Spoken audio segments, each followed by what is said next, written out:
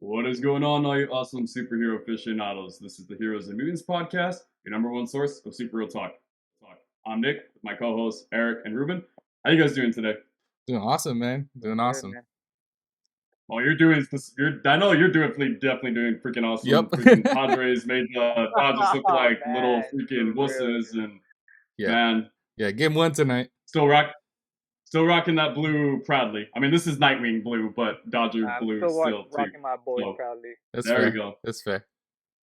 As Stay proud of my disappointing team. as they freaking make us all the time. Oh, But- man. A lot to go over today. So obviously we're going to go into Werewolf by Night and at the last two episodes of She-Hulk.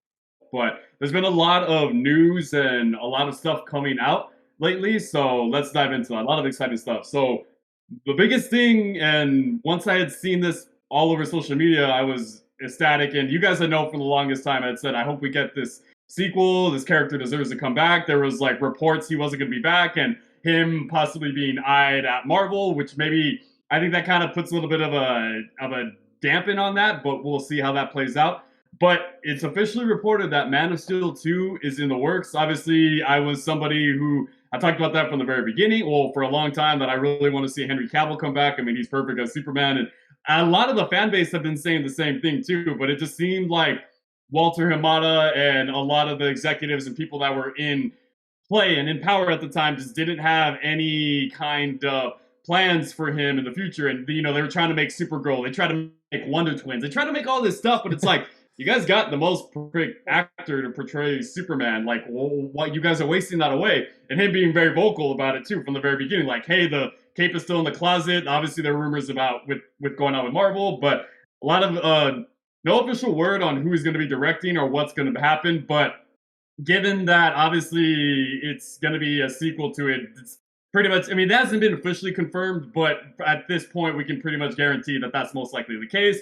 And then about the whole rumor him being involved with Black Adam, it just seems very likely he's going to be back for the extended future on being Superman. So Yeah, we'll find that's out really next week. cool. Yeah, With we'll Black Adam. find out. I'm going to find out on definitely. Thursday. I don't know about you, but It'll you're probably gonna be find in out the end Thursday. credits watch. Yeah, definitely. And then something that I'm not too keen on is so much with this actor reprising his role. We're going to get into that. But Flash 2 is reportedly already written with no official word on the fate of Ezra Miller. So I kind of wanted to get into that topic today. I'll let you guys kind of ponder your guys' statement and your guys' opinion on this. But I feel pretty strongly on this. So I'm going to go first. But I truly feel that he should just not be the Flash anymore. That he should just if he to step away, because at this point, given all of the controversy, given all these circumstances, granted we don't know what's true, but week by week it just seemed like things got more and more bizarre.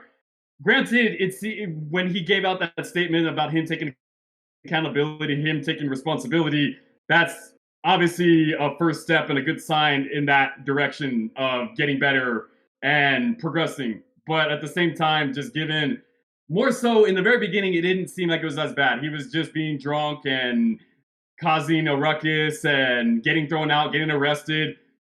Then it got to the point where the couple that bailed him out, they were accusing him of stealing their money, stealing their bank information, and threats of violence against him. They had to get a restraining order against him. And then at that point, it got, okay, this is a little bizarre, but it's as far as from a PR perspective, it's not that bad.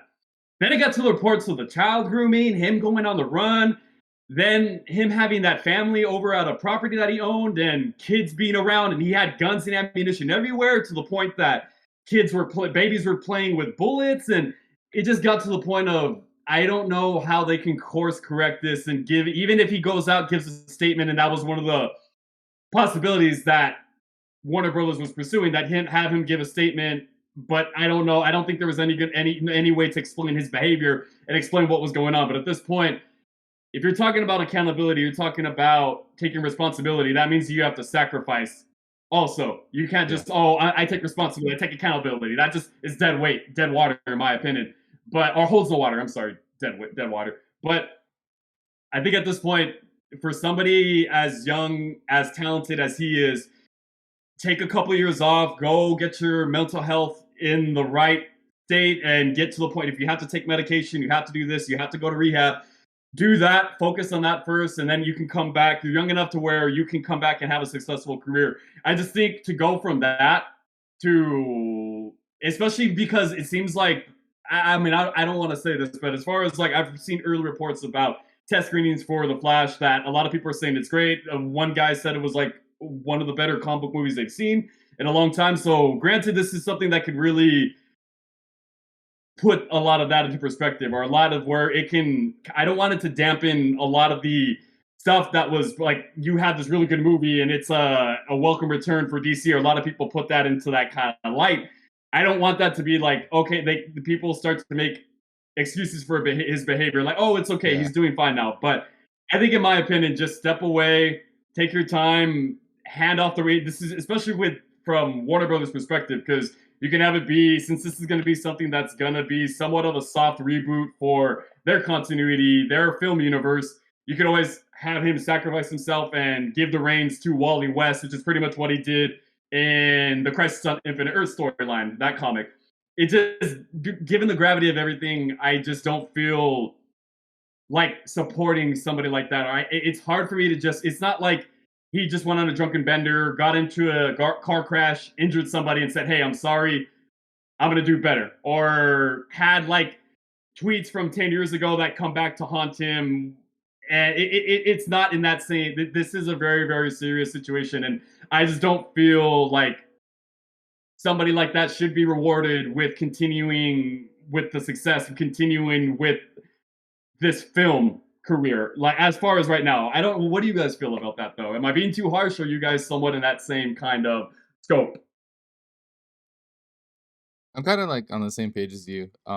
Ezra, they need to move on from them, and it's really important that the studio really does it gracefully. I think, like you said, there is a possibility for redemption for Ezra. They've done really well in the past, and I know with like Robert Downey Jr., we saw him. He had his own comeback story, and he came back with Iron Man, and we all know how that's gone for him. So with Exactly. Ezra, I think there is an opportunity for them to get their act together, to really go to rehab, do what they need to do to get back in the limelight, and who knows, maybe we can see them return as the Flash in a future endeavor, right? I Mm, actually think this what you said about like handing the reins over, that might be what's going on right now, because there were reshoots that happened with Ezra. exactly. Yep. So I would not be surprised if those reshoots were maybe an after credit scene of some sort, or something where it's Barry Allen handing the over the reins to Wally West, and we get an introduction to Wally West. And I think that'd be really cool because we've seen Barry Allen's story already, right?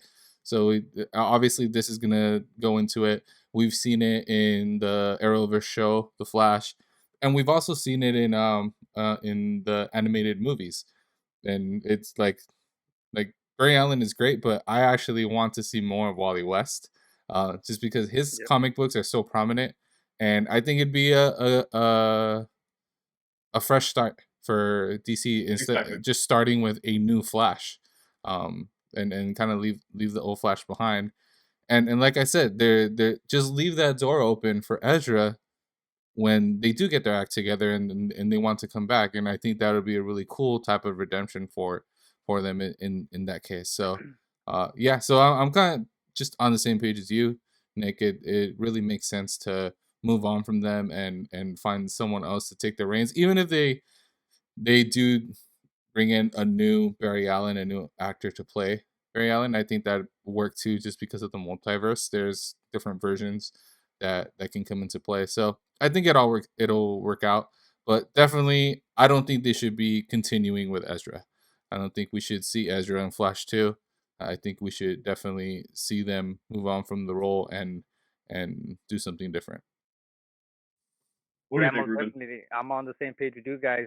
Mental health is more important than anything, Yep. than fame and fortune. I think personally. I know I'm not rich or whatever, but like I think mental health is for sure the important part over everything.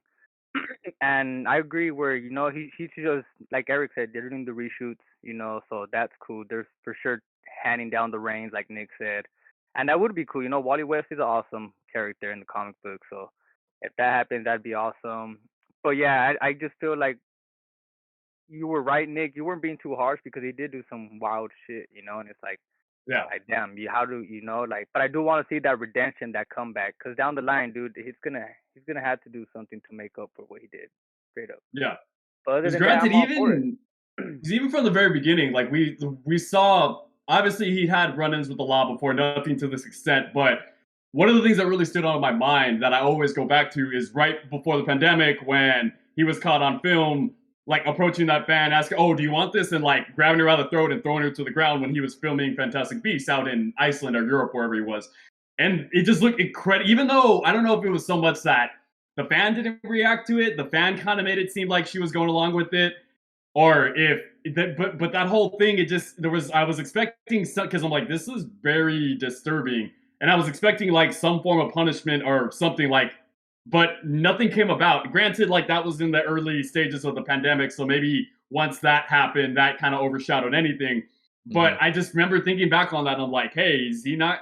Or is there not going to be like, did he not get arrested, or like, what is the word from Warner Brothers? Because obviously he was doing Fantastic Beasts, and then he's doing that too. So like, what? Like, I was expecting some form of punishment or some form of accountability on his part, and that just. So I'm wondering too, if like they had stopped that in its tracks right then and there. Okay, we're going to take him off Fantastic Beasts, or we're going to send him to rehab, right? Or a stipulation has to be he has to go to rehab and do drug testing, has to check in with us, with an executive to like, or we have to schedule him to go to therapy, something.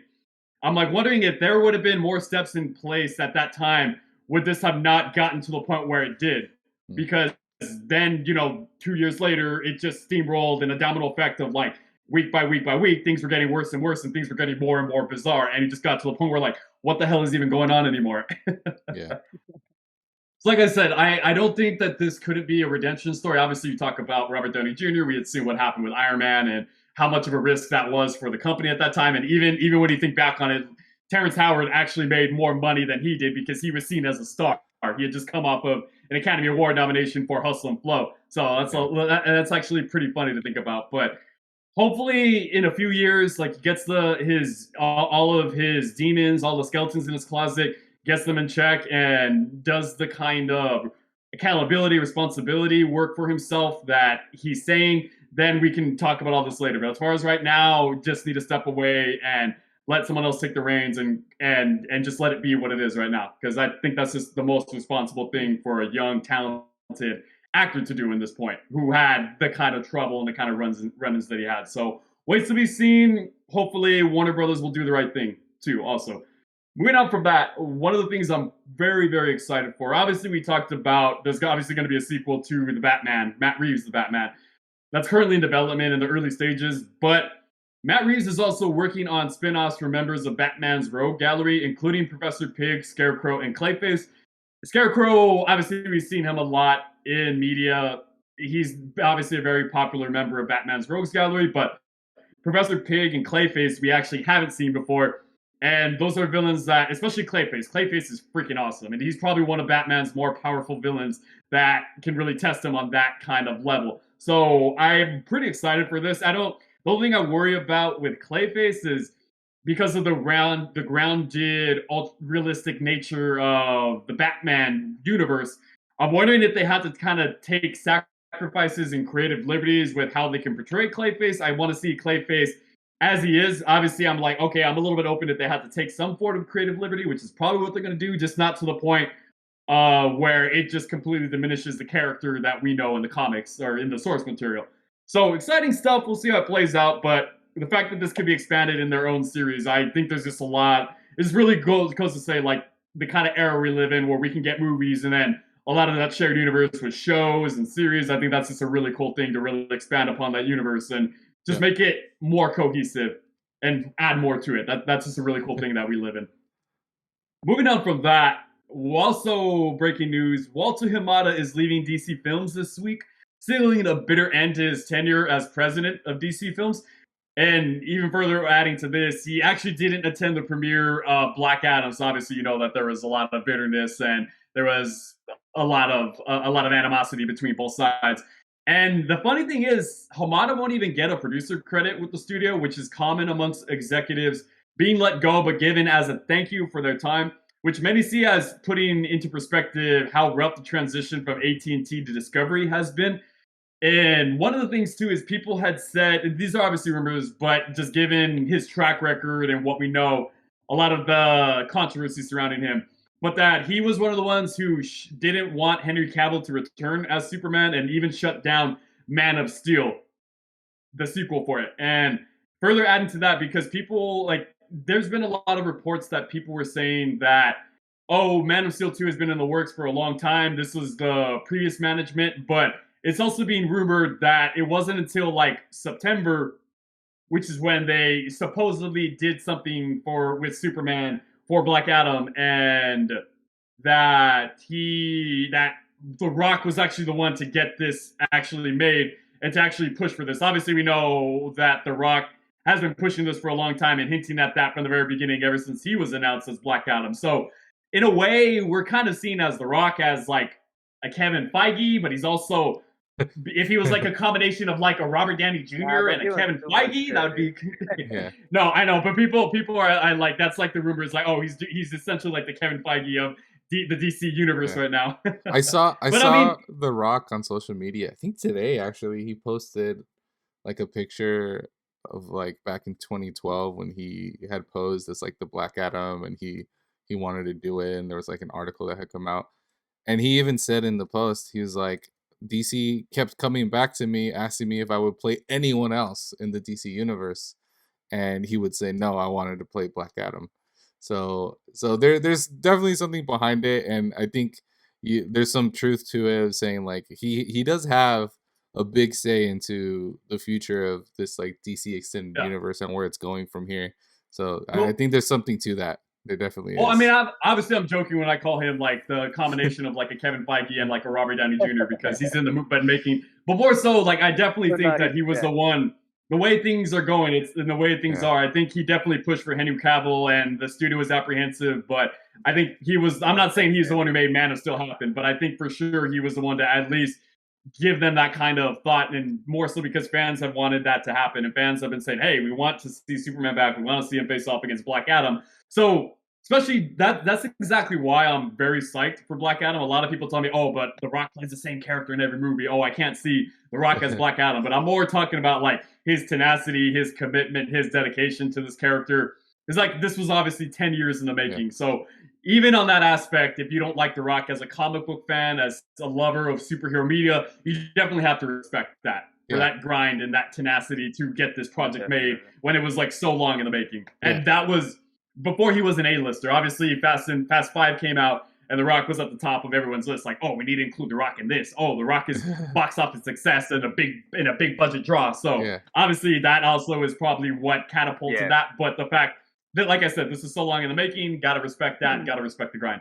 Moving on from that, I'm actually kind of surprised on that. Well, with these next two, but this one especially, because Sacha Baron Cohen, obviously he's played Borat, Bruno, Dolly G in The House. He's rumored to be playing Mephisto in Ironheart. This is a character who's been alluded to so much in the past. It's like every theory and every show, movie was coming out. Oh, Mephisto. WandaVision. Oh, Mephisto. Oh, Doctor Strange is acting weird in the Spider-Man No Way Home trailer. Oh, that's Mephisto. So this is something that's been a long time in the making. I think this is a great choice. He's actually a great actor. What do you guys think about this rumor? What do you think, Ruben? It caught me off guard. I'll tell you that much. Like, when I first saw the post, I was like, okay, all right. Like, and those movies he came out in, like, I'm all for him. You know, that he like. It's crazy because I think they're just going towards comedians now in a way. You know, like they bring some sort of aspect to what the way things are, action with a little bit of laughter in it. I don't know how to really feel about it. Like I said, it caught me off guard, but I'm always like, Marvel hasn't failed us so far, you know. So like, I'm all for it.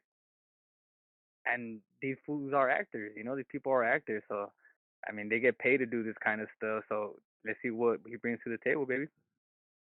Yeah. What do you think, Erik? I like the idea of giving actors a shot, right? At doing something different, something more serious at times. I think it works really well, and I think I don't know. Like I trust the writers at Marvel. And I think it really comes down to the writing more than the acting itself, right? Yeah. But in the end, like that's what it's really gonna be.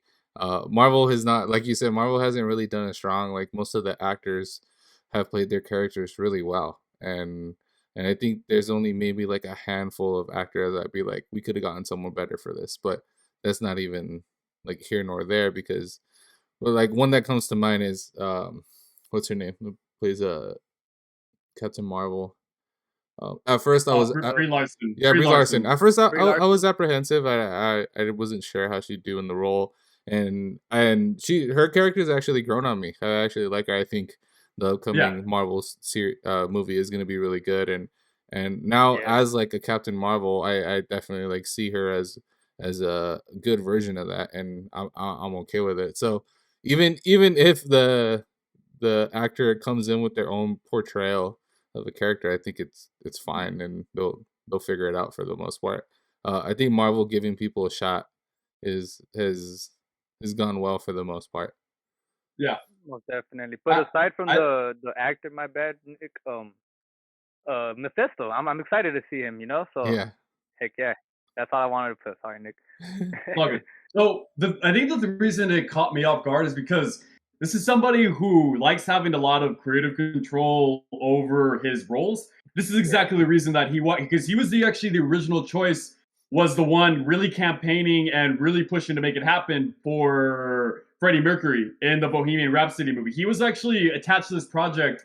That project, I want to say ever since like 2009, 2008, maybe a little bit, maybe 2010, 11. But it was like around that time he had been attached to this project for so long and then walked away from it because of creative differences and because he wanted to do things differently and they didn't want to do that. So I think it's just different in that aspect because this is an actor I never saw acting in big franchises, especially now we live in an era of cinematic universes. So I never saw him as. I actually think he's a very talented actor, very talented. When you see him Yeah. like as himself, well, not as himself, but as like regular characters, it's just so a little different because we're not used to that. We're used to him being over the top and him as Bruno, him as Borat, which those are caricatures essentially. So to Yeah. see He's him, like another Ryan which Reynolds, a Yeah. different version of Ryan Reynolds. which I maybe Mephisto. was gonna say, But I don't know if you saw Sacha Baron Cohen in what was it, The was it Kingsman? Sweeney Todd?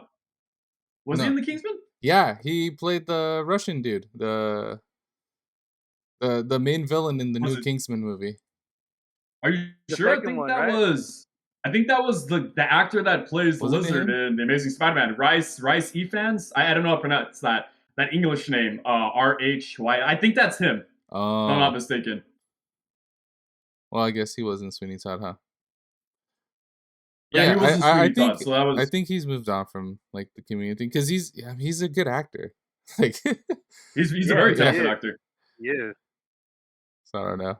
So I yeah. that's why it, like I said, he's a great actor. Maybe Mephisto will kind of like dance in that realm between like comedy and sinisterness. Like we won't exactly be too sure. And obviously, like when he's using human form, it's obviously going to be a huge distraction and diversion. But hopefully, I think that's probably more why. Obviously, we know that comedic actors make for dark and contrasting characters. That was the whole reason about Michael Keaton's casting. Obviously, I know this isn't Yeah. the same thing, but this is the whole thing about Michael Keaton being cast as Batman, even though he was known for comedies. And we also saw that those who are in comedies have a bit of a dark side and can channel that dark energy. So hopefully that'll be like that blend. I'm kind of picturing in my mind for Mephisto with this version, or at least when I picture him in it. But like I said, the thing where I was just more surprised on it was because this is an actor who needs a lot of creative control in his projects and likes that freedom. So I'm hoping he'll still get that chance to kind of, okay, we're trusting your decisions. We've seen what you've done in the past. Obviously, there more of that collaborative effort between both parties. Because obviously, if he's just going to want to do something like, hey, my way or the highway, obviously he's just gonna be booted out of the project. But hopefully, this will be something to like that collaborative effort that I'm Yeah. looking forward to seeing Mephisto. Obviously, this is a character we've all been looking forward to, and especially if you can just see like him interacting with Ghost Rider, interacting with the other characters. I'm like, man, this is Yeah. gonna be super cool. I can't wait to see that. I think also when it comes to Marvel, I know Marvel has their like set schedule of what they want to do, and their scripts have to go a certain way. But I think they do a good job also of working with the actors on their characters.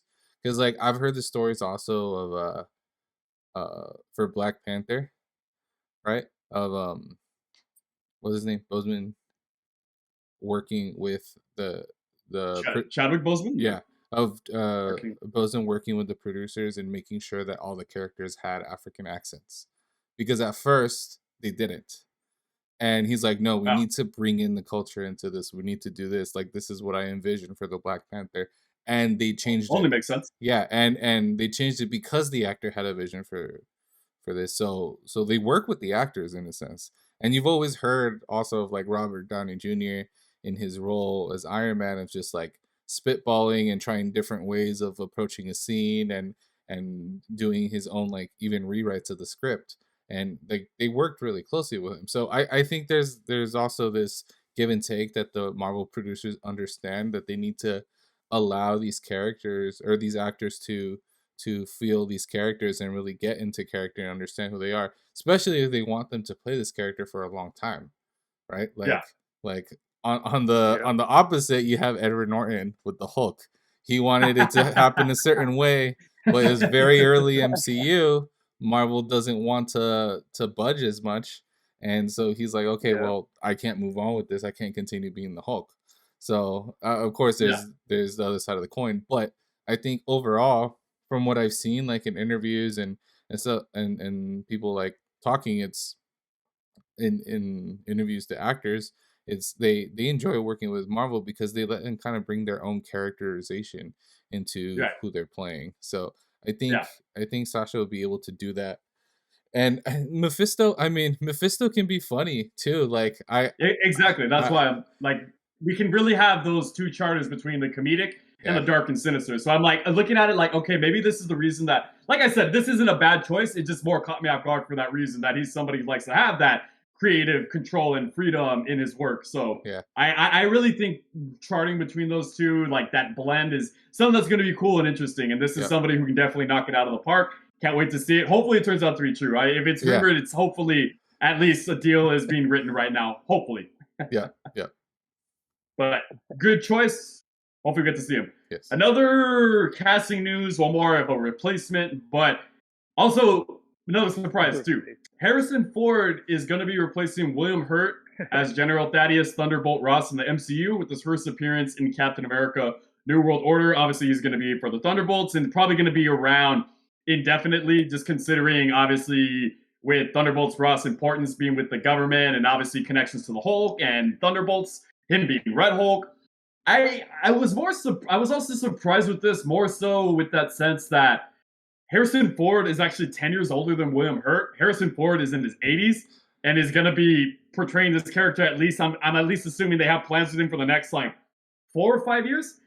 Not only that, but Harrison Ford also talks about his displeasure with being in the Star Wars franchise. So and wanted to be killed off as early as I think, oh, not early, but I even think in Empire Strikes Back he wanted to be killed off, and even in Return of the Jedi, obviously he got his wish in The Force Awakens, but he just never took me as somebody who, aside from Indiana Jones, because obviously that's his baby, that's his heart, and he's just so much attached to that role. Like you can't see that character as anybody else besides him. But aside from that, he never really took me as somebody who did these kind of roles. Like I never saw him in a comic book role. I thought he was done with that, and I was just more surprised on that and more puzzled because I'm like, obviously, great actor. This is going to be a role that he can take over the helm from William Hurt to the best of his ability, but more so from that sense of, wow, this is a little bit of a surprise. I was a little bit shocked. What about you guys? I'm actually not that shocked. I feel like Disney knows how to talk to him at this point.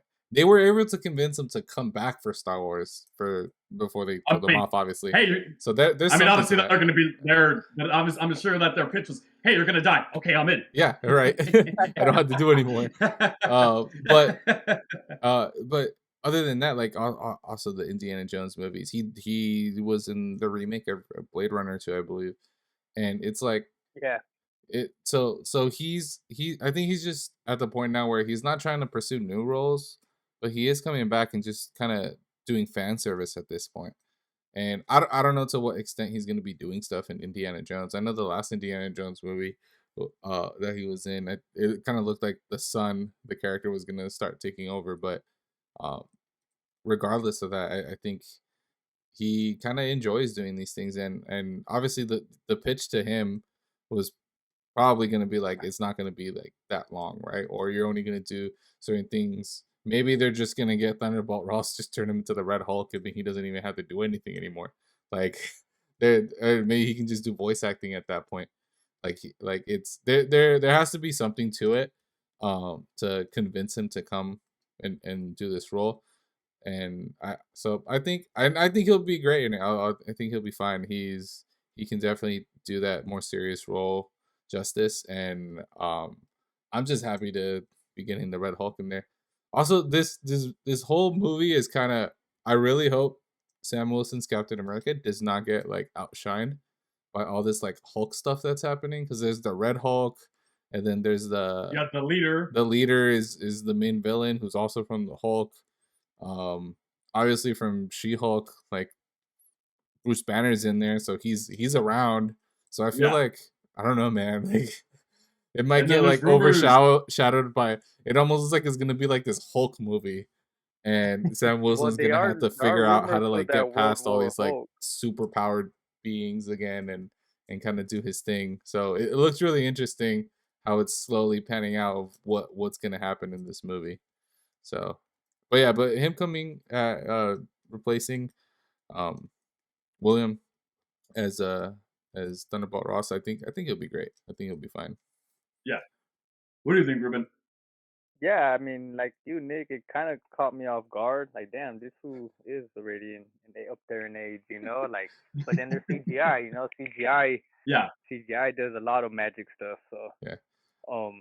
But other than that, like I said, like Erik said, I'm excited for the Red Hulk. Like, who isn't excited for the Red Hulk? I mean, like I said, there's rumors for a World War Hulk, you know, solo film or something like that, maybe. But so I don't think Sam Wilson will lose any shine. But for the most part, Red Hulk, I mean, like, yeah, you're right, Nick. Maybe 3-4 years he had in him, play Thunderbolt Ross, because, like I say, he's up there in age. But I don't think it's just gonna be like a one and done kind of thing. I think he'll still make an appearance here and there, you know, in regular form, and then CGI will do the rest, because he does have to come out in the Thunderbolts. So yeah, there's something to this character that they had to bring him back for something. Exactly. Because Thunderbolt Ross is like, I feel like you could have easily been like, okay, like he passed away, you do like a scene or two on like his passing, and maybe create the Thunderbolts in his honor, right? Something like that. You could have done that. But I think there's more to the story. They probably had more planned out with the character to the point where they have to come in and replace the actor in order to do it. So even though we're saying like 35 years maybe he has in them to do it, I mean there is a plan moving forward, and I think there has to be, if it was that important for them to actually replace the actor and bring back the character. Yeah. Well, and like I said, I mean, my surprise and astonishment isn't so much because he's old and he can't do anything. Obviously, for a guy like him, he's in fantastic shape for his age. Like, they'd probably let Harrison Ford do whatever. Like, hey, okay, we're going to get a stunt double, you're going to throw a punch. No, I'm going to do it. And they would be, oh, yeah, let Harrison Ford do it. I think that's cool. But especially just because with Red Hulk, he's going to be CG, motion capture. They could just get a stunt double to do it. But more so, if you're talking about the next 5-6 years for his character to be around, he'll be in his mid-80s at that point. So, like I said, I think I'm more surprised because they obviously have deeper plans, and there's something in play for this character to come back. Like Erik had said, they could just form the Thunderbolts in his honor, which I thought was going to happen. So this seems like there's some deeper plans for this character, and obviously Red Hulk has got to be at the forefront of that. But cool stuff to see. We're getting Harrison Ford. Never thought we'd see him in a comic book movie, so this is awesome. So, and moving on from that, we finally get to talk about our first special that the MCU had done. Werewolf by Night is here, Halloween special. We're in the spirit of Halloween, and like I said, it was cool we got this because literally last year, me and Jimmy did a Halloween episode. And that was one of the things I'd mentioned. I was like, you know, as far as like media in pop culture, obviously you have stuff in comics and you have like shows, but as far as like bigger things, you don't exactly have a whole lot of Halloween stuff that you can do. I'm like, you can do specials with certain characters, and that was like right around the time that they had announced Werewolf by Night. So the fact we got this at this time, and I just got another to my collection of things that I can pop out during this time was really awesome, and I really, really loved it. First thoughts, what did you guys think about it? Dude, Werewolf by Night was awesome. So I cool. I remember watching it, and my wife and I were just watching it. I think the Thursday or the Friday that it came out, and Ah, I was like smiling. I probably had a dopey smile the whole time. I'm just like, this is so cool. Like, just just the style and feel of it. Like obviously we like to talk during movies. So she's like, oh man, like it looks so cool. It looks very old school, right? Like they obviously had that like the film effect on there, and it was in black and white. And they're very selective with the colors they were choosing, and how they were like pointing stuff out. And then when you get to like some of the action sequences, like how bloody it gets and how mature it was really cool to see them like go all out for some of the stuff. And even like some of the angles and the shots, like the one shot that just stuck in my mind was where they're just showing the woman, I forgot her name, but they're just what's showing, up? yeah, and they're just showing her, and you just see the shadow of the guy turning into the werewolf. And I was like, "Oh, that's like a really cool callback. It's awesome to see, and it's just Mhm. a really cool way to do effects because it's letting you use your imagination at times. I feel like movies don't do that enough anymore, Right. and the types of effects they were using throughout this whole special, it was just really cool to see them like go Yeah, into it and really do that, and it was awesome. It was awesome. yeah. I loved it, man. It gives me hope for the rest of the like specials moving forward for Marvel. Right. So, fun fact about that shot specifically you were talking about, Yeah. they actually did that practically. Yep. Yeah, Michael I Giacchino, obviously, a lot of what he yes. did, he wanted to do this practically, Yeah. but because obviously, if you look at the shot, it looks like a single shot. Like they don't break the shot and they Yeah. don't edit it away. So what they had to do was they had to line up the strobe effects or the light shining with a different actor each time in a different suit. So they had to like go hurry up and replace. Like that is just so cool. Just that level of detail, and obviously stuff like that is harder to do. That's why Yeah. you can't do like you would rather in a situation like that just opt for CGI or cut away just because that or probably not CGI but cut away. The fact that they kept that single shot and we see her reaction that whole time, the fact that Yeah. they did that realistically, like that just makes it so much better. And just that's those small little details really make things stand out in my opinion. Yeah, I love practical yeah, effects. I mean, I'm a fan of Doctor Who, and that's kind of what they're known for too, using a lot of practical effects. And just seeing, like, because it wasn't only that, it was also like the dead body in the coffin. Like they use practical effects for that. Even some of the scenes of like the fight scenes with the blood and everything, I know they use practical effects for that too. And the fact that it was this director's first time directing a film like this, it was crazy. And then you add in that he's like a conductor, he creates music and or a Exactly. composer, and so the music was perfect too throughout the whole thing. I think the music was probably one of the best parts about it, aside from the effects. And it was just a well thought out project, like from start to finish. And even in the parts when you don't have practical effects, like uh like with Man Thing, when he shows up, Ted, I thought that looked really cool too. I thought it looked really good. And that was a pleasant surprise for me too, seeing him in it. I wasn't sure if he was gonna come out or not, but they brought in Man Thing, and Man Thing is a really cool character to have, and they definitely did him justice in this special. Definitely. dude, I And even really like the special for sure. Yeah, you really liked it? yeah, well, first thoughts, yeah, what did you think, Ruben? Well, I really liked it. It did have that Halloween special vibe to it, Yeah. like it had that spookiness, even the introduction and all that. Like it Yeah. really went retro status with it, dude. It Yep. was all the black and white, and I was like, all right, I'm already digging it. I haven't seen anything really, I was like feeling it before I seen the first scene. And so, all right, I gotta go with the vibe, fill it out still, see how everything is going. Yeah. And nah, my main, my like Also Bloodstone killed it as her character for sure as Yes. well. And then Definitely. Man Thing was probably my favorite character. Ted, for sure. Ted. He was probably my favorite character without a doubt, man. Without a doubt. And I want to touch on what Erik was saying. Like it was really gruesome, you know, the blood, the action scenes, and all that. When Elsa cuts that dude's arm off, when you know, like everyone was just trying to kill her because they already knew she was the one that was gonna get the stone, you know. So it was like it automatically belonged to her. It's in her blood, you know. Everyone like was against her.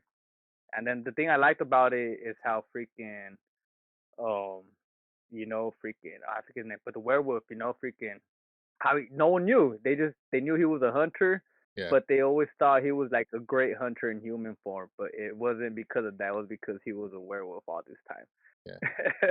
Yeah, I think But they did it. other than that, Yeah, I think they did it really well because I was expecting more of like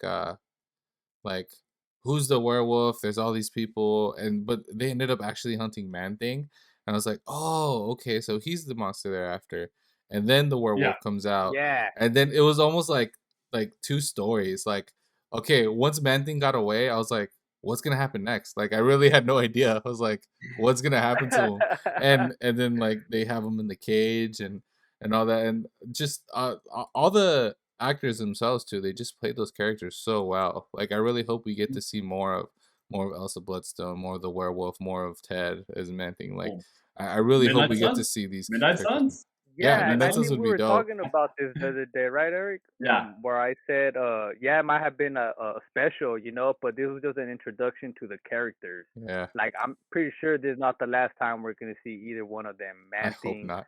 Werewolf, and Elsa Stone, dude. Without for Definitely. sure, Elsa Stone with the Blade movie coming out, I feel like she might come out in that Yeah. for sure. Yeah. I And think then she might get, I don't know. I don't see them cutting them off from the MCU Yeah. just with that special. I think with It's more of a an Blade intro. movie, we're probably most likely to see them. Maybe in Eternals because of Black Knight. Maybe we're likely to see him. I do Yeah. think, however, I think Man Thing is the most likely to see again, just because at least in the comic books, he's the guardians of a portal. He's the guardian of a portal between multiple Yeah. universes. So Exactly. I think we might see someone just run into him at some point, trying to get from one world to another, possibly Doctor Strange or someone that's trying to jump America. universes, or even like Powers are awesome. yeah, Mephisto. Mephisto, yeah, or even like further on down the line, right? Like when we're getting closer to the Avenger movies, that are coming up, maybe we'll see someone trying to jump universes, and he's gonna be there to kind of hold Stop it him, together or- and stop him. Yeah. So I think it's gonna be really cool, just to see that expanded a little more. And Definitely. the way they set up the werewolf as like a guardian of creatures, I think that's also a really cool way to kind of have him show up in potentially other things moving forward, right? Especially if they're diving deeper into like the magical worlds, like they'll be able to encounter creatures more, and he might come to the aid of someone at some point just to help Yeah, him. definitely. So I think Well, that it was a really cool way to do it. That's essentially how how Moon Knight gets brought in, because Moon Knight, well, reverse that way. Moon Knight was assigned to kill him, and then turns out that he's not the villain, and he ends up helping him, and they fight alongside each other to get to. I think he was kidnapped by some kind of death cult or something like that. But I think from the very beginning, the thing that I noticed that really stood out in my mind was they obviously do like the cue card with like Marvel Studios and that. And then you see like the werewolf claws come.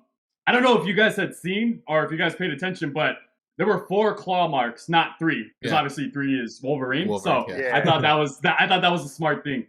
And then just like the callbacks to the horror stuff, obviously you guys talk about the black and white, more practical effects, that shot that they do, the zoom in shot, like when we fully see the revelation of Werewolf by Night in his entirety, they do like that classic zoom punch in shot. That's like more so reminds me of Jaws, like the when the sheriff like gets up like that, like you at the beach, you see like that classic like horror zoom shot. That was pretty cool. You see the grainy footage. It has cue marks, obviously, and when they did that back in the day, those would appear on the film frames to cue the projectionist to change to the next reel. But the thing, it was actually smart, when they used one time that they used it, because that was when the Scottish guy Joven, when he's like, "Your lassies are going to hell," or whatever he says, and he raises the Q mark actually sinks in with the circle of the axe. So I was like, oh, that's pretty cool. That's awesome.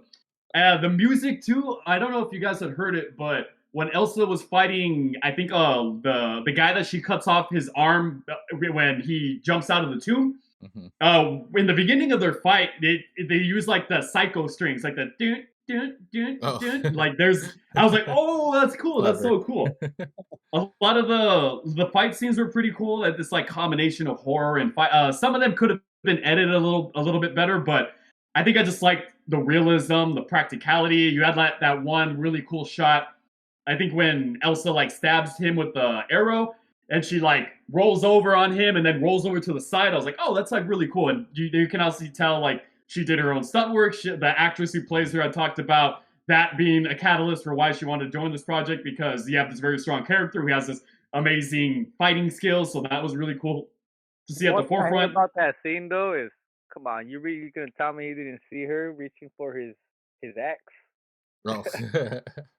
Yeah, I was like, come on, there's no way he did not see her. I was like, man, like he was more worried about his ex than his surroundings. I was like, but that was a great action scene for sure. But that's the one thing I didn't find. It bothered you. I would have saw her ass. I would have saw him, you know, because always just covering his mouth like while he's dying. But I was still. I mean, he blended in with it, and he probably wasn't like looking at the ground. He was probably more just looking this way, being a big dude and everything too. Did you see how he made like a little look to the right, like while he was picking it up? I was like, okay, you really didn't see your peripheral enough. But that's all I gotta say about that. But the thing that I noticed in further talking about that was they actually use just a lot of like medieval weaponry. You have swords, you have axes, bow and arrows, but you didn't see any guns. Well, you saw a gun at the very end with, is it Verusa or Ursa? Whatever that girl summoning all of them together, whoever she was. I think Ursa was her name.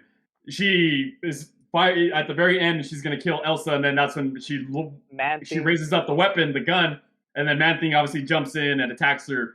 But aside from that, you don't even see any attempt to use weapons. And I was like, oh, that's pretty interesting. So the producer of this, Brian Gay, he had talked about that in detail, saying that they wanted to add some kind of lore and mythology with the characters. Like, they've been doing this for a long time. They're very skilled. And they wanted that to be more at the forefront of their combat abilities. And also, too, in his opinion, it was better to do those kind of action sequences. Like, it's just more exciting from a filmmaker, creator's perspective, because there's just a lot that you can do with it as opposed to just raising your gun and firing it. There's just, like, more kind of intricacy when you use weapons and you use like axes and swords. So I thought that was a pretty smart thing that they did. That was the reason maybe I thought this and with the whole black and white, I thought this took place in maybe like sometime in the 40s or 50s, or I had talked about this being like a pocket dimension in like in the TVA or something, like where they prune people and they send people. I talked about that in detail, but also don't know if you guys caught the parallels between this and the Wizard of Oz. Obviously, with the black and white, and then it's shifting to color at the very end. Yeah. We see like the bloodstone gem kind of represents a little bit of the ruby slippers, like with the red.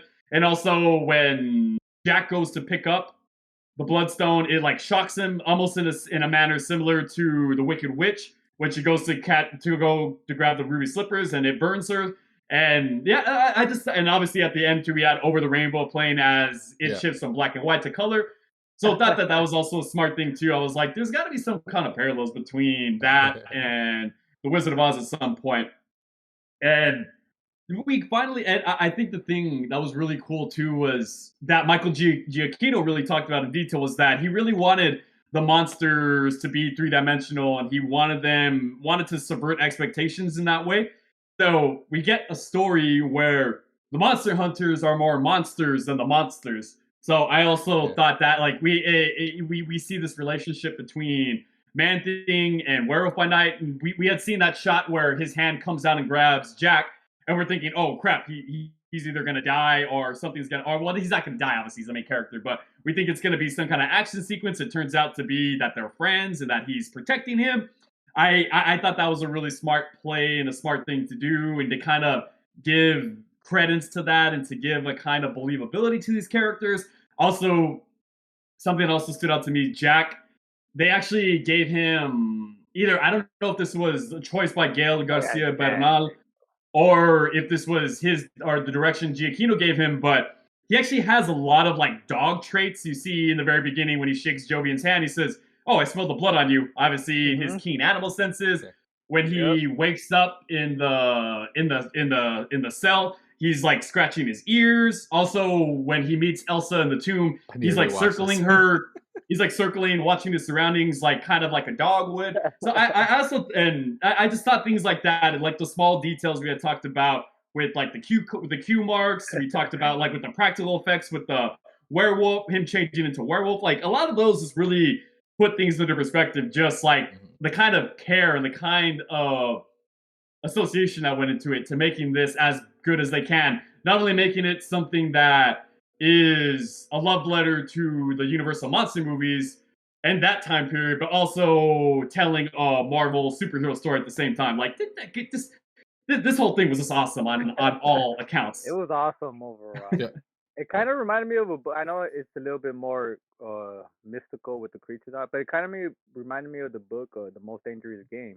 You know, like where they're just on an island, or well, obviously at the Bloodstone where mansion, but it felt like the Most Dangerous Game is. I don't know if you guys remember reading that book, but it's like he hunted he invited people over to his place. They made it seem like he was friendly, but he's like, you know what? I'm gonna hunt you down, basically. So it was every man for themselves, basically. In this film. So that's the little kind of vibe I kind of got off that as well. Pretty much. Overall, I was hoping like, I think in a way it actually works out because it stands on its own, and it's obviously something that feels very unique and fresh. We talk a lot about that with regards to things going stale in this kind of genre, but I was just hoping for a little bit more of a connection to the MCU. I was hoping a little bit more exploration to Jack's backstory. We talked about a little bit when he was connecting to Elsa and talked about like their family legacies and all of that. Obviously, he was referring to like his own lycanthropy curse, and I was hoping like we got a little bit of a backstory to that with Dracula, how he got cursed, and then that curse reawakened with the Darkhold. I maybe we'll have an exploration of that in the future, but I thought that could be a cool way. And obviously, they wanted this to stand on its own, but I was hoping that could have been something to leave the door open to returning in the future, more so Midnight Suns. But I know this. I wanted to bring this up because I think Erik, you were the one who said no, but you don't think we're going to see Werewolf by Night again in the future, do you? I don't know. I don't know if we'll see him again. I think we're more likely again to see Man-Thing in the future. Werewolf by Night. Yeah, I think it's possible. I think obviously at this point anything's possible.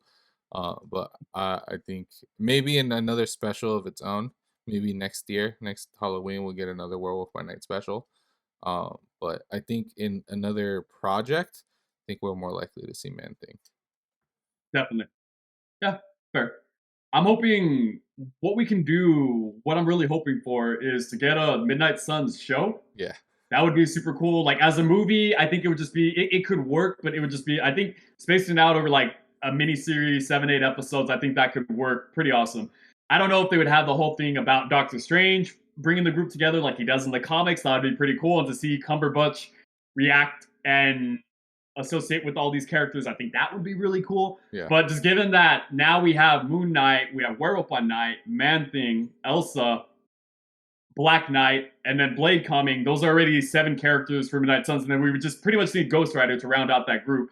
So I'm hoping just because we would have a good roster list with that they can use, just that would be really cool. We get to see them in the future. But overall, this special, I got to give it a 10 out of 10. It was just awesome and fresh, unique, something that doesn't feel commonplace amongst the MCU. And it's just stuff like this that we really, I think Giacchino is really the MCU's wild card, and hopefully we get to see him around because this is his first time directing and he did a great job, and just somebody who's a very, very talented person who obviously can do more than just compose and score music for films. Yeah.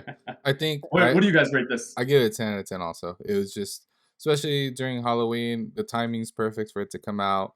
It really works as a Halloween special, but also I think it's setting a really good precedence as being the first Marvel special presentation. I think it sets a really good precedence for special presentations moving forward, because it's We like gotta its wait for own James Gunn. self-contained story. It can be as long as it wants. It's not necessarily a movie. It's a TV special, and it tells it gives the opportunity to new directors. Again, this is a brand new director. It gives opportunity for new directors. It gives opportunity for actors that we may not have seen before in other projects. It's giving them opportunities to come in and tell a story in the way they want to do it, and I think that's really cool. And I Exactly. hope to see more of these moving forward. I know I saw someone on Reddit talking about it, and they're like, hopefully we can see some other Marvel like lesser known characters come in into as special presentations instead of having like a whole show or a whole movie, right? Like sometimes like we just want a little bit of setup before we see them in something else. And I think a special presentation is not only an opportunity to let the viewers know about a certain character, but it's also an opportunity to give actors a chance, to give new directors a shot. Like this director now is going to be called upon to do something else along these lines, because he did so well with this one, right? So Definitely. I'm definitely excited for more of these special presentations to come along. What do you rate this, Ruben, out of 10? Yeah, I'm gonna have to give it a 10 too, you guys. Because it just hit every aspect that I was expecting for a horror special. You know, it's just like a one-off kind of. Like I said, it's a one-off kind of show, but I don't think it'll be like that for like all the characters in it. Yeah. Because it's like we don't need a big. For some characters, we don't need a long ass origin story. You know what I'm saying? So this is just a cool way to introduce these characters, and like Nick, Erik, you guys, this is a easy way for new directors or writers to include them if they want to include them. And I know you asked Erik this question, Nick. I could see Werewolf by Night coming back again, dude, without a doubt. I mean, I don't know in what way, but I could definitely see them happy. I mean, the way the MCU is, like everything goes at this point with the MCU. Like, That's true. Yeah. That's true. like anything can happen, brother. So I'm like, that's just the way I feel. Like, but Yeah. like I said, with these characters moving forward, they're gonna have to play some sort, especially also Bloodstone and Man Thing. You know, they're gonna have to definitely play a bigger role if they get introduced again down the line. I think Yeah, no, 10 out of 10. I'll say where we're most likely to see Werewolf would maybe be the second season of Moon Knight or the Blade movie that's being rewritten. So I think because it's being rewritten, there's a possibility that they might bring in some aspects from here just because it did so well, right? Exactly. Like, hey, look at this special presentation. Is it really good? Let's bring in some of these characters into the Blade movie. We've seen, and in the comic books, we've seen Jack meet up with Blade before, so I think it'd be pretty cool to see it play out. And there was that thought process in the writing room too, or that, hey, maybe we should include Blade in it. Obviously, they didn't go that route. I was hoping they would have, but I think they just figured that Blade was already big enough of a character. He didn't really need an inclusion. And once you just say, oh, Blade is coming soon, fans already get excited. So yeah. It worked. Like I said, I think just it worked on itself because it stood on its own. Just the nerd in me wanted those callbacks to the source material in the comics about the Darkhold and Dracula like connection. So like stuff like that would have been cool. But as itself, I think I really appreciate and respect that this special stands on its own and is something that just feels incredibly unique and fitting at the same time for something that is the MCU. That it was the kind of breaking ground, new ground for them, new territory in a sense. Yep. So make sure you guys check it out. Werewolf by Night, 55-minute special is playing on Disney Plus. Especially right now, it's still Halloween time, so still have about a week or 10 days to check it out. 10 out of 10 from us. You heard it first. If you don't like it, then you definitely have poor taste and probably shouldn't be listening on this channel. So, just saying. Moving on from that, we had gotten the season finale of She-Hulk. Oh, we didn't cover the last 2 episodes. I guess we'll cover that first, but we finally have Daredevil in all his glory in the MCU. I liked it. It was pretty awesome, but we should go to the Daredevil expert to see his opinion because that's the only one that matters. Daredevil in the MCU, Wow. How do you like his inclusion? I think Well, I mean, it's okay. No, preference. I'm just messing with you. Did it hinder anything that they've done previously? And did you feel that it was something like he was portrayed as goofy, or was it still something that you liked, or something faithful to the character Yeah. that we knew? I think so. I'm very happy with it. I'm content with it. I do think that it kind of changes tone from what we saw in the Daredevil originally from Netflix series. That Daredevil series. I mean, I'm still rewatching it, and because I love it so much. Seriously. But it's such a good series. But also, I think it's important to note in Daredevil comics that Matt Murdock does have a lighter side, especially during those early years when he wore the yellow and red suit. He's very much funny, sarcastic. And what I do like that they did in this, I know people were complaining because of the CGI and how ridiculous it was when he jumps off the parking lot and he like flips over and he goes into a lower floor. I was like, finally, we have some acrobatics from Daredevil. Because in the comic books, I don't think people understand. They're like, oh, that's unrealistic. They just did it all in CGI. I was like, well, yeah, no one's going to jump off a building like that. But in the comic books, like, Daredevil is on par with Spider-Man in acrobatics. Like, and he can hold his own. Like, he can race Spider-Man from rooftop to rooftop, and he's really good at it. And I think we didn't really get that from the Daredevil series, and because we didn't need it. Obviously, they were telling a different story. They needed the grittier side of Daredevil for those stories.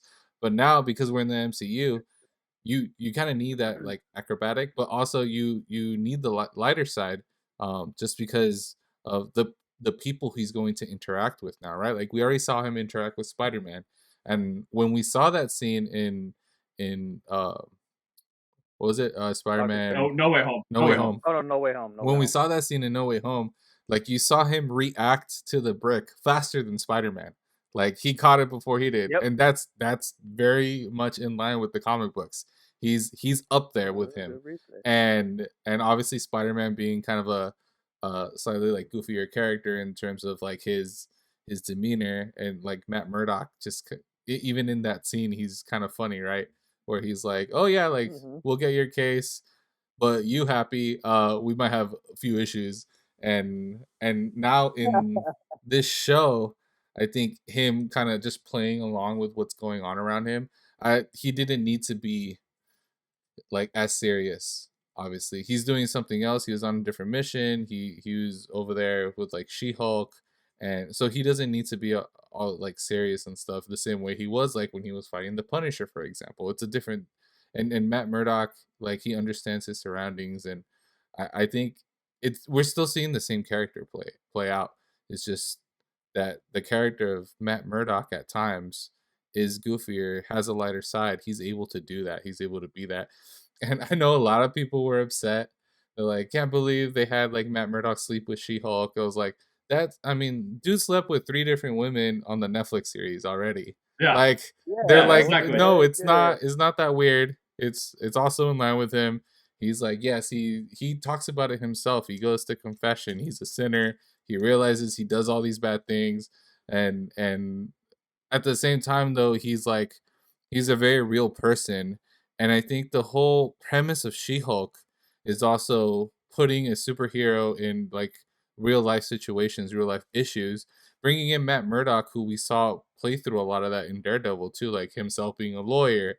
Like there's a lot of similarities between the two characters. It made sense to bring him in here. In the comic books, they also end up being together. Like I don't think it's that far off. And I'm happy with the inclusion. The one issue I had with it, and I know on on the podcast we kept saying like Daredevil hasn't come out yet, and this and that, and I was like, he's not gonna come out until much later. I think one of the issues they had was they introduced or they showed Daredevil in trailers really early, so people were expecting Daredevil really early on in the show, and we didn't really get him until the end of the show. But we got a lot of them, and I was super happy with it. I was happy with his fight scenes. I thought it was really funny when they were like setting up the like 1v10 fight scene, and I was like, oh, we're gonna get one of those scenes. I even said it out loud while watching it with Lily, and Lily was even like, just watch, She-Hulk's gonna bust in, and she does. I was like, damn it. I was like, okay. Okay, She-Hulk ruined it, but this is also very much in line with the show. It's very self-aware. It's kind of making fun of the Daredevil series where he takes out like 10 people at once by himself all the time. And it was kind of making fun of Daredevil in that sense too. But I liked it. I think this was a good way to show the viewers this is the Daredevil we're gonna bring in. And even in interviews with I forget the actor's name. Charlie Cox. Charlie Cox, yeah. He has said like because the Daredevil series that's coming out is so many episodes, I think it's like 16 or 18 episodes or something. Like 18. yes, there's gonna be seriousness in it, but there's also flexibility to have lighter episodes. And I was like, okay, so that's what they were giving us here. They were showing us Daredevil on the lighter side and helping lead into the Daredevil series that's gonna come up. So I thought it was overall I was very happy with it. I'm just happy to see Charlie Cox's Daredevil again. I think it's really good. Yeah, I was very happy with the inclusion. But like I said, it would have been much cooler if they just hadn't shown Daredevil in any of the like previews or anything. Yeah, And exactly. if could you imagine if we didn't know the trailers or anything, and there was just that one episode where you see the Daredevil's helmet, and you're like, oh, what? Like, what's happening right now? And then he comes out later. Like, That it would would have have been so blown much my better. mind. In Yeah. my opinion, at least. Yeah, definitely. But I mean, you got to get feel you on people that. I interested feel in you on it, marketing, PR, and all that. Yeah. You got to get the fans talking. Yeah, and especially since the show they knew they were gonna bring, it wasn't gonna be one of those serious shows, you know. So Yeah. they had to reel people in some way somehow. But I actually love the conclusion. Like I said, man, I was waiting for Daredevil myself too. Like hell yeah, you know, the man. I mean, even though we already saw him in No Way Home, but Yeah. I want to see him in the suit and all that. And we did get to see it. I thought it was funny how when they did get the fight scene between him and the She-Hulk. And she takes off his mask because obviously she could overpower that fool like Yeah. nothing. But she takes off his mask, and being a blind person, you're not looking directly at someone. She's like, are you pretending to be blind? Yeah. I thought that was pretty funny. And other than that, like I thought it was great. Even in the last episode, where like She-Hulk is like the Hulk smash, right? I smashed this, I smashed that, and here and there I'll smash Daredevil. What did she say? Something like that. Oh, I Smash thought that was Matt pretty Murdock. funny. Yeah. And sometimes smash Matt Murdock. Yeah. Oh, dude, that was hilarious. And that was just another aspect. That's how girls feel sometimes. Like girls think like men, and so it was a good way to portray to end the season or the show, we could say, as it is, where it was all more feminine in this way. We had to see the women's aspect towards everything in this show. Yep. And I was all for it. I feel the same, honestly. I think with this, at first I was a little apprehensive about it because I'm like, wait, is this going to completely undo the character, all that development, and that tone that they established with the Netflix version? But I think just given who he was interacting with, how that tone was, obviously he's not going to take Frogman seriously. He's not going to try to find him and then beat his head to a pulp, or isn't going to try to just beat him senseless or anything. He knows he's a joke. He knows he's a goof. He knows that Luke is not in trouble. So, or not in grave trouble. It's not like his life is in danger. He just needs to find him and set him free. In that, so I think it fit for the tone because he didn't need to be dark and brooding because that's not the aspect of the character of what they were doing and the tone that was established.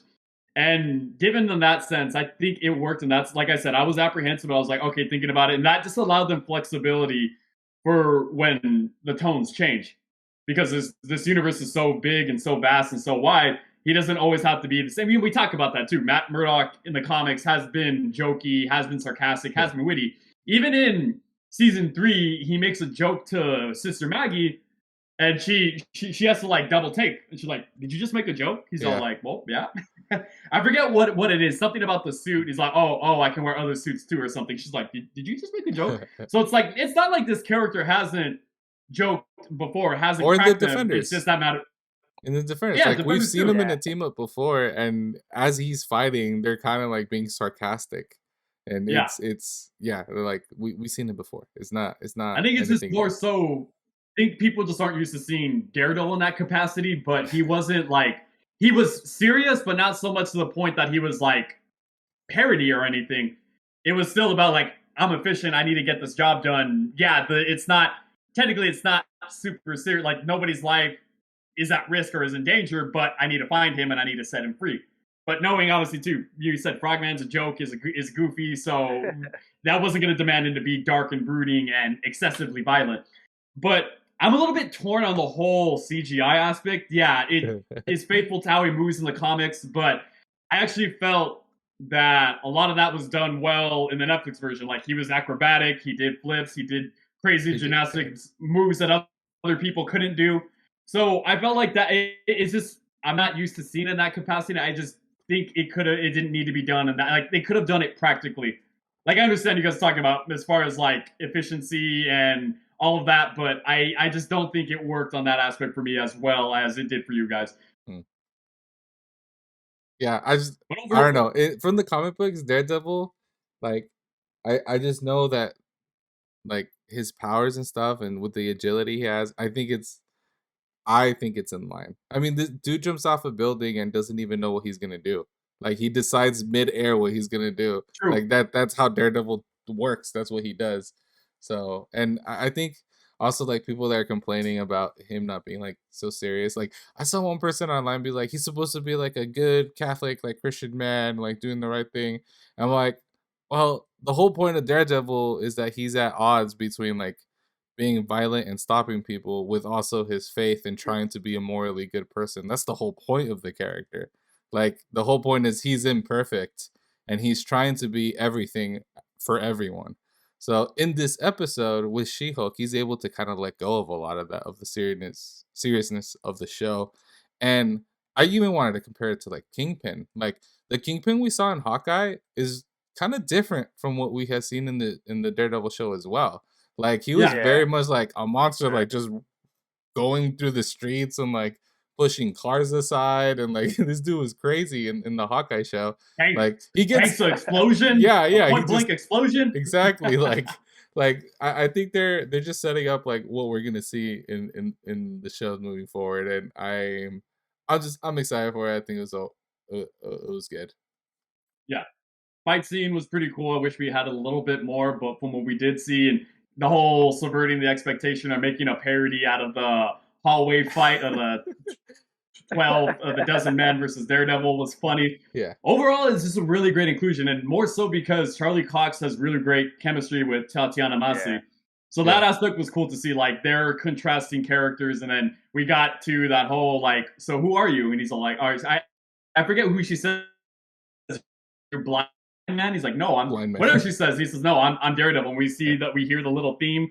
Yeah, we hear the theme from the Netflix version, so that was cool. So that just seeing all that and just seeing him back, I was just always for it. And seeing him interact with this character and kind of having this contrasting tone, I think it still works. He's still that same character. He's not, we said he's not excessively dark, violent, but just given what was at stake and there wasn't, as far as an intense, there wasn't that intensity, so it made sense with what they were going for in the story that they told. Yeah. Yep. Well, what about the season finale? How did you guys feel about that? With the whole breaking the fourth wall being a huge part of the plot, did that work for you guys? Yeah, I think Ruben kind of touched on it a little. I really enjoyed the last episode. I think I was expecting more of this for the whole show. And yes, exactly. Exactly. Like the last episode was like, this is exactly what I wanted from a She-Hulk show. And we didn't understand how self-aware the writers were, how self-aware the show was until that last episode. And in the last episode, they like knocked down the whole idea of them trying to like get her blood. They knocked down the whole idea of someone else, like the whole super soldier serum again. Knocked down the whole idea of like it's her versus the world. Like Like they characters with daddy issues. That was characters pretty with funny. daddy issues.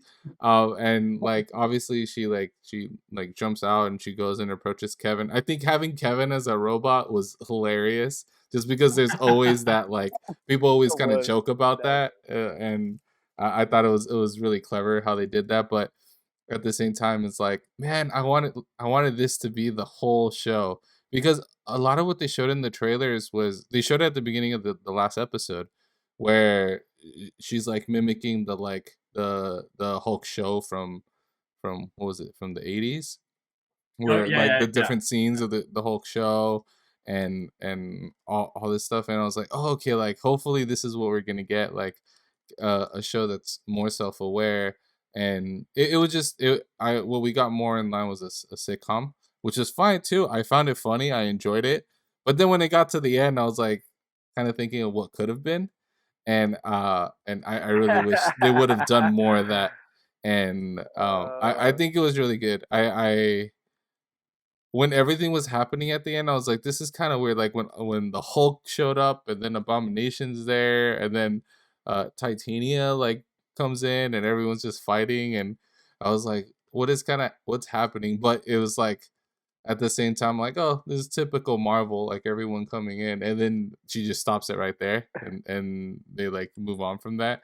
I thought it was really good. And it's kind of funny because the people online that it pissed off are really the people that they're making fun of.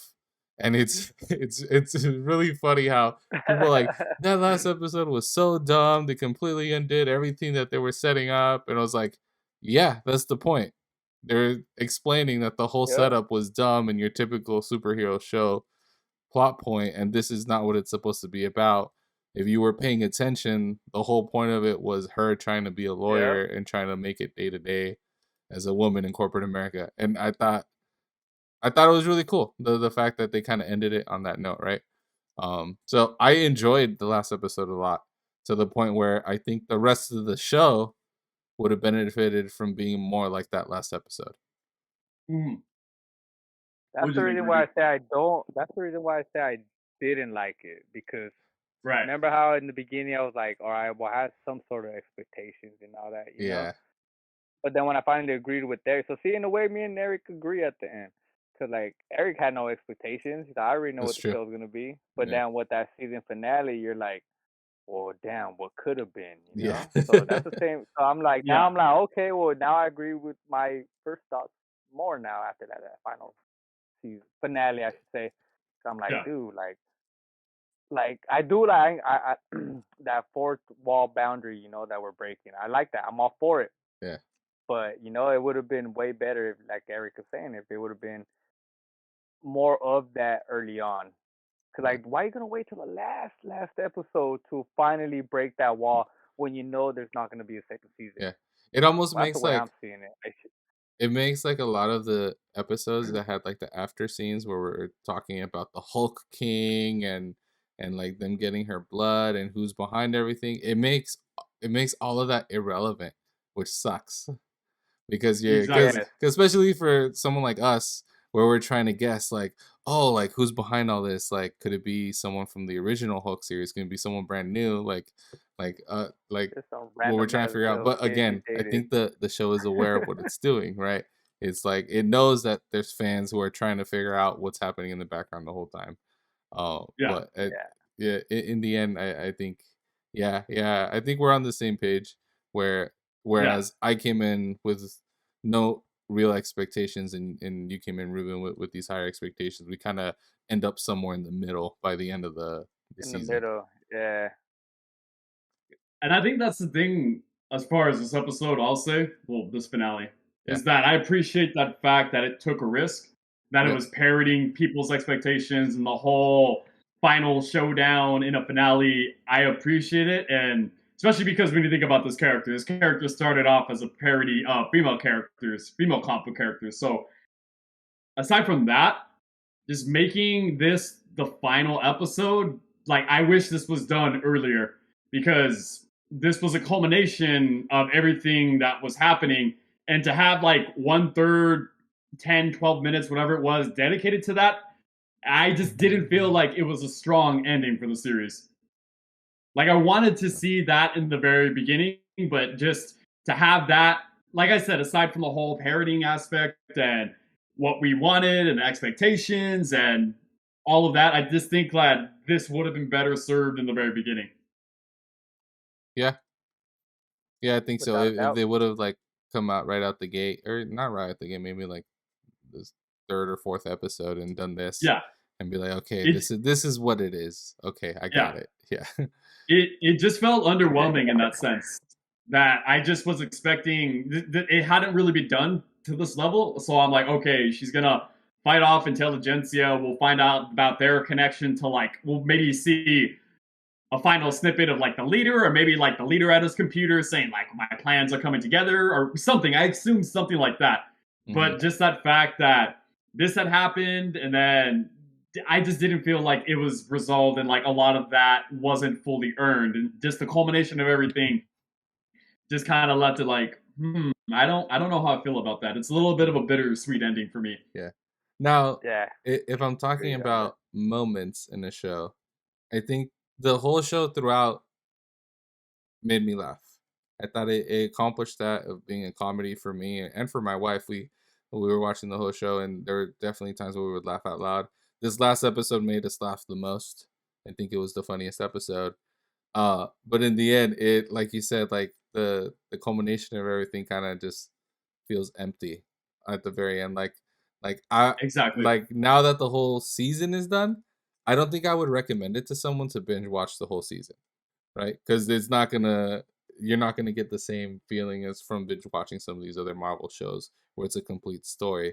This is very much a if you have some extra time, watch an episode here and there, because But it's I funny, Very right? true. Very true. but on that note, I feel like you also have to be a big fan, or you have to be aware of the MCU as a whole. If you're someone who's more of a, I wouldn't recommend it to someone who's just a casual, or like, hey, do you have like a good Marvel DC show to recommend me because I just need something else to binge watch? Just because they might not appreciate it as much as we would. That's true. That's true because we love the inclusion of like Abomination and Wong, but even like some of the Exactly. smaller characters, like I had said on here, I was looking forward to seeing Frogman, right, Leapfrog, and he came Yeah, yeah, out, yeah. and I love that they made him a villain, and he like didn't know how to use his stuff properly. Like I loved it. I thought it was hilarious. Very, but that's also me, Yeah, did someone Jeff who deal with knows who Frogman is, right, from the comic Yeah, books. But yeah, I think yeah, exactly. you have a point there that because we're more aware of the characters themselves and what they do, we find it more interesting. But overall, like I said, we talked about the very beginning. I didn't exactly enjoy the series. Then that third episode happened. But after that, once it started getting more into the duality of Jen and She-Hulk, that was something where I started enjoying it more. And I'm like, okay, the writing has gotten better. We're starting to kind of, just because like that's a big thing that is a source of her problems in the comics, or the source of her kind of dilemma. So I appreciated that aspect, that that was something that was more at the forefront and what they were exploring more, because that was just interesting on that aspect. Yeah, And her also being in that world of like being a woman in corporate America and navigate that, but also trying to be like, hey, Jen, like I really appreciated that episode where she went to Blonsky's retreat and just said, hey, Jen is awesome. Like she finally said that out loud, and the confidence and yeah, the vibrato in her voice about like, hey, Jen is awesome. If you don't like Jen, then screw you. So, but then like in that sense, and then we got that from like where I was hoping it would wrap up, the culmination of a whole of all of that to what we got at the end. It just, that's why it just feels empty in that sense, and it doesn't feel as good as it could have been. So overall, I give this series a 7 out of 10. nice. What about you guys? I give it a. I don't want to give it an 8, but I would say 7.5. I thought it was funny. I wouldn't rewatch it. I don't think I'd rewatch the season, but I would if a friend or someone that I know knows comics, like you mentioned, asked me about it. I said it's funny and it's a good time killer if you're looking to kill time, but not having it up there, not even with my favorite sitcoms. So I think it's just a solid show to watch if you have the time to watch it. So 7.5 for me. Yeah, What me about you, being a Ruben? big collector, Marvel fanatic, and all. Yeah, I know I myself, I'm not gonna rewatch this series, and that's just facts. Maybe just the last two because of Daredevil, but that's about it. Daredevil stole the But, show. He really did. yeah, he did, and that's what like you were talking about, Eric. That's what attracted the people. That's why they showed it Yeah. early on, you know. So in that trailer, because they were like, okay, this might not be the expectations for this show that people are expecting, so we gotta reel them in somehow, you know. I'm always talking about fishing, you know. You gotta. I'm either hooked or I'm not, but I gotta watch everything Marvel, so I'm always gonna be hooked. Yeah. But yeah, now for my aspect, yeah, I feel you on that. It was just, mm, we'll see where these characters come out again. Well, I think there's a For rumor that sure. She-Hulk might But come out in Daredevil. I'll give it a 7.25 though. Yeah, like 7.25. All right, Okay. but yeah, And we could see that. It would make sense now. They have great chemistry. People like Yeah. to see them together. I'm sure that there's a high likelihood that she's gonna appear everyone's there shipping them. also. Yep. Yeah, Oh, exactly. what did we didn't talk about? Even after the whole chaotic mess and like the Kevin fixing everything and putting everything back, we still got Oh, something yeah, pretty yeah, yeah. crazy at the end. Hulk shows up with a son, right? Oh yeah, But he might want to do a paternity test because he kind of looks like Jet Li's son from Fearless with the hairstyle. I'm like, I don't know, Bruce. I don't think that might not be your son. Yeah. I don't know if you guys watch you saw streamers his at all. hairline. You saw his hairline. Yeah. Oh, the deep ass hairline, dude. I don't know if you guys watch streamers at all, but I heard someone say that he looks like Nick Merckx, one of the video game streamer, and I cannot unsee that. It's hilarious. But Oh, man, I that's saw funny. it. It's so weird because in the dude. comic books, like Scar, right? That's his name. Yeah. Scar. He's very like I haven't read any like comic books specifically on Scar, but I've seen him show up in other Hulk comics. But he's like brutal, like more brutal than the Hulk. And he Yeah, has he like is. super He is, long dude. hair, and he's like a Because warrior. correct me if I'm wrong. He's similar to Dakin in a way, right? Like Yeah. the Hulk didn't know about him. Same thing with like Wolverine didn't know about him, and and because of that, he has a vendetta against his father because of that. Yeah, Feeling that like he abandoned him. So I'm like, it seems a lot like Dakin in a way. Yeah, it happened during like the World War Hulk era too, and that someone ends That's up. what I'm saying. That's what they're building up for. Yeah, he ends up having the kid, and then the kid comes like looking for his dad to kill him, and it's a whole thing. It's a whole thing. But I don't know. He matures very, very quickly. Yeah, I don't know what they're gonna You know do what's in going here. on? I don't know what they're gonna do in here with Yeah, him and how it's all gonna play out. But we'll see. Because I thought it was funny because they're like, oh, like this isn't gonna be like your typical ridiculous Marvel ending, and then all of a sudden, but Hulk has a son. This is what he was doing. This is why he left. They had their fingers crossed. They pulled the Grinch. I was expecting that, to be honest. Like Maybe- we already knew Scar was gonna come some way somehow. I Well, at did least I did I hear a did. rumor. I did hear a rumor that he was leaving Earth to go get his son. I was like, it's a little far fetched, but I guess not. Just goes to That's why he show wasn't some of these answering those rumors, phone man. calls when Jen was. That's why when Jen was calling him, he wasn't answering those phone calls because he was out of freaking Out of out of orbit. the planet, dog. Out of orbit, service. yeah. He was roaming. But man, I don't know. Roaming. I don't know what they're gonna do with him. I have no Yeah. idea. I mean, I'm telling you, bro. World War Hulk is coming, dude. It's coming.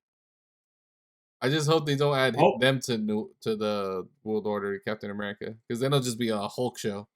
Pretty much, all Hulk at that point. I don't know, because like I said, I mean, Ruffalo has been teasing World War Hulk and says he's very open to it, but just I really don't want them to do that, because as much as I do love World War Hulk and it's awesome, probably one of the most powerful versions of the Hulk, the most brutal, I just don't think it'll work with the MCU's branding, just because how brutal and how out there that character is and how bloodthirsty he is.